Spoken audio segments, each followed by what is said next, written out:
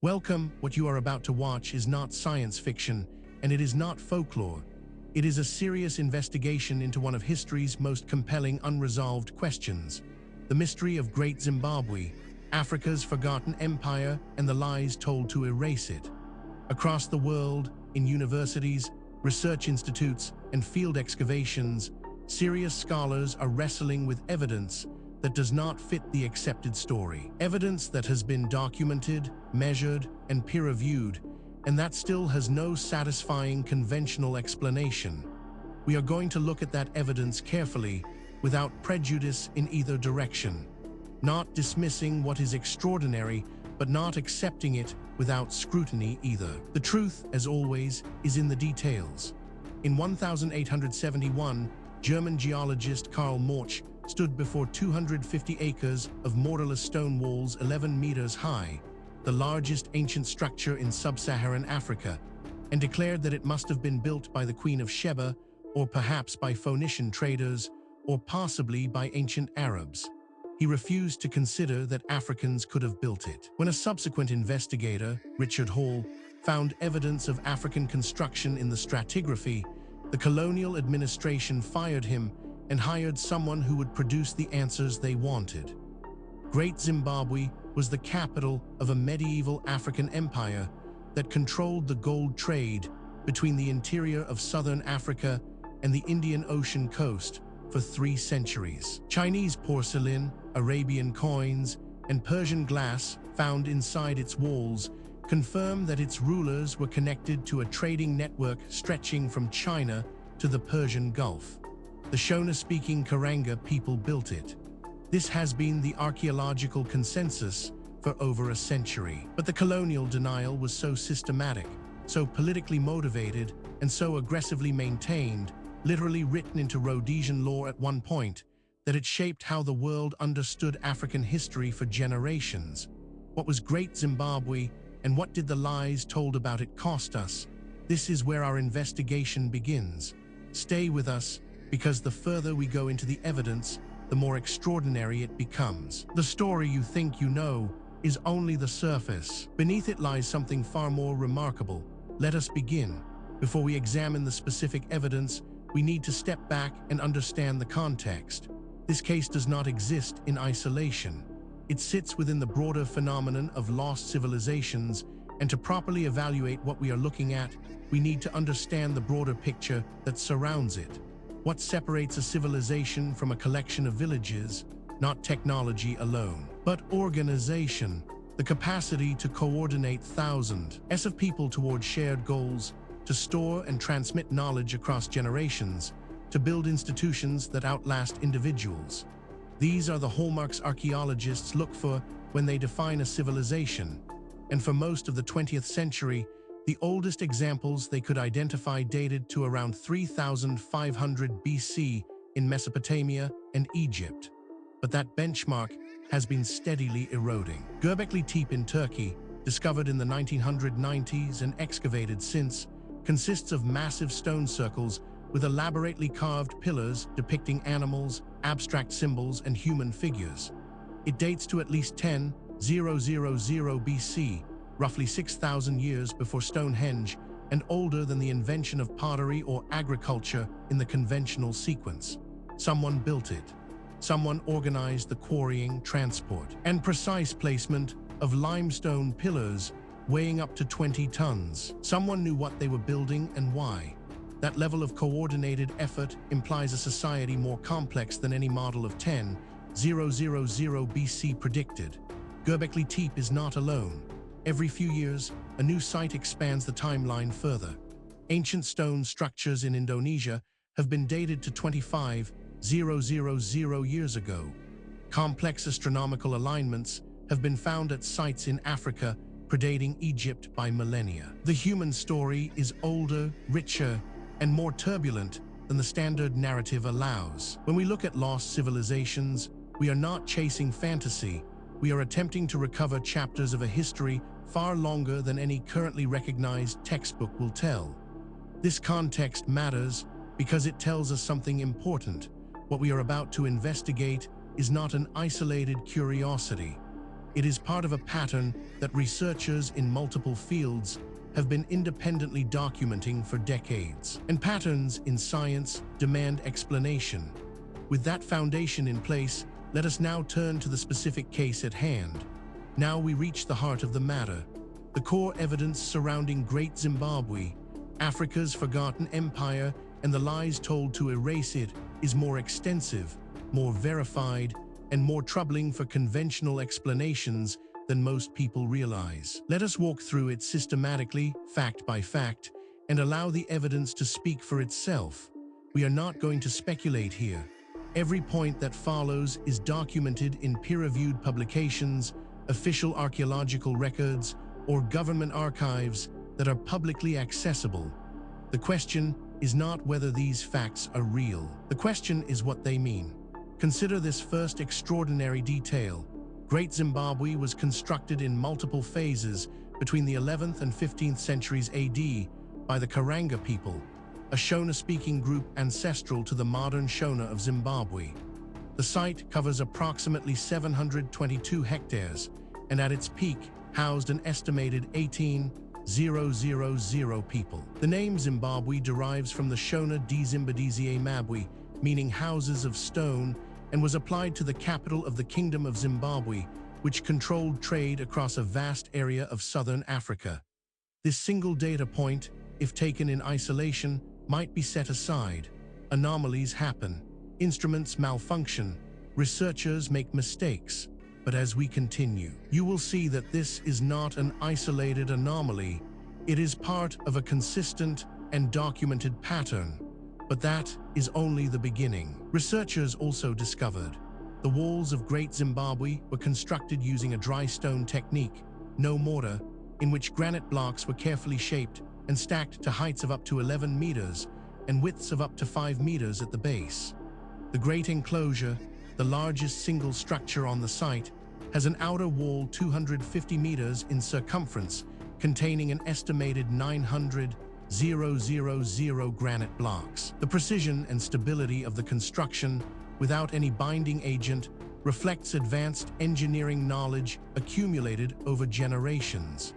Now, a skeptic might propose an alternative explanation for this, and that is entirely reasonable. We should always test alternative explanations before accepting extraordinary ones. The problem is that the alternative explanations, when examined carefully, create more problems than they solve. The mystery deepens when we examine. At its height between roughly 1300 and 1420 AD, the Zimbabwe kingdom controlled the gold trade route from the interior goldfields of modern Zimbabwe to the Swahili coast ports of Sofala and Kilwa, which connected to Indian Ocean trade networks reaching Arabia, Persia, India, and China. The kingdom extracted tribute from surrounding chiefdoms and maintained political control through a combination of military power, religious authority, and monopoly over long-distance trade. This is where the conventional account begins to strain. Each individual fact might be dismissed or minimized in isolation, but the cumulative weight of the evidence is another matter entirely. Perhaps most remarkable of all, Karl Mauch's 1871 claim that Great Zimbabwe was built by foreign civilizations was directly motivated by the colonial assumption that sub-Saharan Africans were incapable of monumental architecture. The colonial Rhodesian government later institutionalized this denial. Archaeologist Gertrude Catton Thompson's 1929 excavations definitively proved African origin, but her findings were suppressed.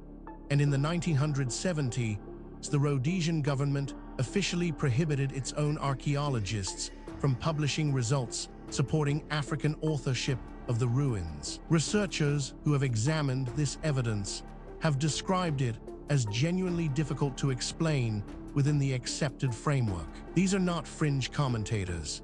They are credentialed academics publishing in mainstream journals, raising questions that the field has not yet satisfactorily answered. Then there is the matter of Great Zimbabwe was abandoned around 1420 AD, most likely because the surrounding environment could no longer support the demands of an 18,000-person city. Soil exhaustion from intensive agriculture, depletion of local timber for construction and fuel, and a possible southward shift in the gold trade toward the Mutapa state in the north are the most accepted explanations. The ruling elite appear to have moved north to establish the Mutapa kingdom, which continued to control the gold trade for another 2 centuries. What makes this particularly significant is its independence from the previous points. This is not a case of one theory requiring another. These are separate lines of evidence converging on the same uncomfortable conclusion. Adding to the enigma is this finding. The symbol of Great Zimbabwe was central to the independence movement of modern Zimbabwe. The country took its name from the ruins at independence in 1980, and the Zimbabwe bird, a carved soapstone bird figure from the site, appears on the national flag and coat of arms. 8 such birds were excavated by early colonial investigators and taken to South Africa. 6 have been repatriated, while 2 remain in Pretoria, a source of ongoing diplomatic dispute between the 2 countries. Taken together, these facts form a pattern that cannot be explained by coincidence, misidentification, or methodological error. Each piece of evidence has been examined by skeptics. Each has been subjected to alternative explanations. And in each case, the alternative explanation falls short of accounting for everything that has been documented. We are left with a body of evidence that demands explanation and an accepted narrative that does not provide one. This is where serious inquiry begins. Now that we have established the evidence, we need to examine the theories that researchers have proposed to explain Great Zimbabwe, Africa's forgotten empire, and the lies told to erase it. This is where the debate becomes most intense, because the theories reflect not just different interpretations of the same evidence, but fundamentally different assumptions about what is possible and what the past looked like. Understanding these theories is not just an academic exercise. Each one has been championed by serious researchers with genuine credentials, and each one captures something that the others miss. The truth, if it is ever established, will likely draw on elements of several. The first major explanation proposed by researchers holds that the colonial foreign origin theory, promoted by Karl Mauch in 1871, and subsequently by figures including Cecil Rhodes himself, attributed Great Zimbabwe to Phoenician traders, Arab merchants, the Queen of Sheba, or ancient Egyptians. This interpretation was not based on evidence, but on the racist assumption that Africans were incapable of complex monumental construction. It has been comprehensively refuted by carbon dating, architectural analysis, oral history, and genetic evidence, and is rejected by every credentialed archaeologist today. This interpretation has significant academic support and is backed by substantial evidence, but it is not without problems. Critics point out that it requires assumptions that go beyond what the evidence strictly supports, and that key predictions of this theory have not been confirmed by subsequent research. It remains contested, and the contest is productive. A rival school of thought argues that the established archaeological consensus, confirmed by Gertrude Catton Thompson in 1929 and reinforced by every subsequent excavation, holds that Great Zimbabwe was built by the Karanga, Shona people over several centuries, as the capital of a sophisticated trading state. The objection is not to this conclusion, but to the century it took for colonial institutions to accept it, a delay that systematically distorted global understanding of African historical capacity. This theory is controversial, and deliberately so. Its proponents argue that the evidence demands an explanation outside the conventional framework. Critics counter that extraordinary claims require extraordinary evidence, and that the evidence presented, while suggestive, does not yet meet that standard. The debate continues in peer-reviewed literature. Perhaps the most unconventional theory suggests that environmental historians, including Edward Matinga, argue that Great Zimbabwe was abandoned primarily due to environmental degradation. The 18,000-person city exhausted local soil fertility and timber supplies over several generations, making the location agriculturally unviable. Trade route shifts and political reorganization then redirected power northward to the Mutapa state. The main challenge to this theory is the difficulty of distinguishing environmental push factors from deliberate political relocation of the ruling dynasty. What is striking about this debate is not merely that experts disagree. That is normal and healthy in science. What is striking is the quality of the disagreement. Serious researchers, working from the same body of evidence, reaching genuinely different conclusions. That level of fundamental disagreement, when it persists over decades, is a signal that something important has not yet been understood. The question is not which of these theories is right. The question is whether any of them is right, or whether the truth is something that none of the current frameworks has yet been able to capture. The case surrounding Great Zimbabwe, Africa's forgotten empire, and the lies told to erase it does not rest on speculation alone. What distinguishes this investigation from pure mythology is the existence of documented, physical, verifiable evidence, material that has been examined by credentialed researchers and whose authenticity is not seriously disputed. What is disputed is its interpretation. Let us review the most significant documented evidence as objectively as possible. We are not going to cherry-pick the data that supports a preferred conclusion. We are going to lay out what exists and let you draw your own assessment.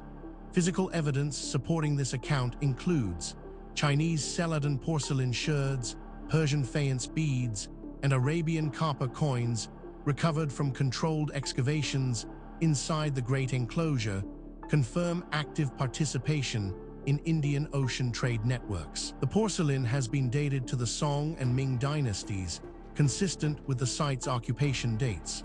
These artifacts are not incidental imports, but evidence of systematic long-distance trade managed by the Zimbabwe kingdom's rulers, directly contradicting the colonial claim that the site's occupants were culturally isolated. This evidence has been subjected to independent verification. Skeptics have examined it. Alternative explanations have been proposed and tested. The data remains. The question of what it means remains open. Investigators have documented carbon dating of charcoal and organic material from multiple excavation levels at Great Zimbabwe, conducted by independent laboratories, consistently returns dates between the 11th and 15th centuries AD, matching the period of Karanga, Shona political dominance in the region, and directly refuting every foreign origin theory that proposed ancient Phoenician or Egyptian construction predating the Common Era. The radiocarbon chronology is the definitive physical answer to the colonial denial. This evidence has been subjected to independent verification. Skeptics have examined it. Alternative explanations have been proposed and tested. The data remains. The question of what it means remains open. On-site analysis revealed architectural analysis comparing Great Zimbabwe's construction technique with dozens of smaller dry stone enclosures across Zimbabwe, Mozambique, and South Africa, called Zimbabwe. Ease demonstrates that they share identical construction methods, granite sources, and spatial organization. This regional pattern of dry stone building, documented by archaeologist Peter Garlake in the 1970s, proves that Great Zimbabwe was the apex of a widespread local building tradition rather than an isolated foreign import. This evidence has been subjected to independent verification. Skeptics have examined it. Alternative explanations have been proposed and tested. The data remains. The question of what it means remains open. Each individual piece of evidence might, in principle, be explained away. A single anomalous artifact might be misidentified. A single anomalous date might reflect contamination. A single anomalous eyewitness account might reflect misperception. Question is whether all of the evidence can be explained away, and whether the explanations required are more or less plausible than the evidence itself. When multiple independent lines of inquiry converge on the same conclusion, that convergence is the most powerful signal in empirical science. And that is exactly what we are seeing here. We have examined the history, the evidence, and the theories surrounding Great Zimbabwe, Africa's forgotten empire, and the lies told to erase it. Now we need to ask the question that is sometimes overlooked in discussions of ancient mysteries. Why does this matter? What does it mean for us today? It would be easy to file this away as an interesting historical curiosity, a puzzle from a distant past with no bearing on our present lives. That would be a fundamental mistake. The questions raised by this case touch on issues that are directly relevant to who we are, where we came from, and what the human story actually looks like before the period covered by conventional history. The colonial denial of Great Zimbabwe's African authorship has been thoroughly dismantled by a century of archaeology. The site is a UNESCO World Heritage Site and a symbol of Zimbabwean national identity. Ongoing research by the National Museums and Monuments of Zimbabwe focuses on the site's trade connections, its agricultural hinterland, and the relationship between Great Zimbabwe and the successor Mutapa state. The return of the Zimbabwe birds from South Africa remains an unresolved repatriation dispute. Great Zimbabwe now serves as a case study in how colonial ideology systematically distorted archaeological interpretation, and its history is increasingly taught globally as an example of the damage that racially motivated pseudoscience can inflict on a civilization's legacy. Furthermore, the tools available to investigate these questions are advancing rapidly. Satellite imaging, ground-penetrating radar, ancient DNA analysis, isotopic tracing, and deep-sea sonar are all providing capabilities that previous generations of researchers could only dream of.